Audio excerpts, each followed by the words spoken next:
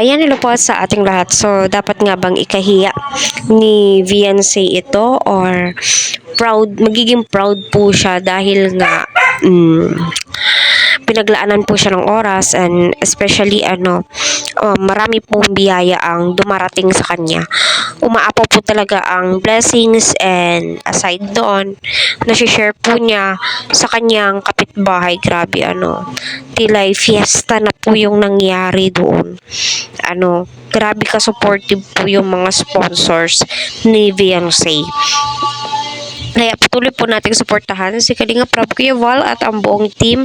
Huwag ho natin skip ang kanilang ads para sa ganun nga po ay marami po pong kababayan po natin ang kanilang matulungan. So, kita po natin na dagsa po talaga yung tao sa gym kung saan doon inheld yung second birthday celebration ni Viancy na 4 na baboy po yung binili po ng sponsors para sa ganun ay ma-share din po nila yung biyaya at makatikim din po sila sa birthday. Ay nako, grabe gumastos po talaga ang sponsors ni Viancy ng napakalaking pera. Aside po doon sa birthday party po niya at saka sa celebration sa barangay po talaga ay limpak-limpak na pera po yung mga natanggap ni Viancy, pero never mo pong nakita sa kanya na nagmalaki siya, bagkos lalo po siyang naging humble.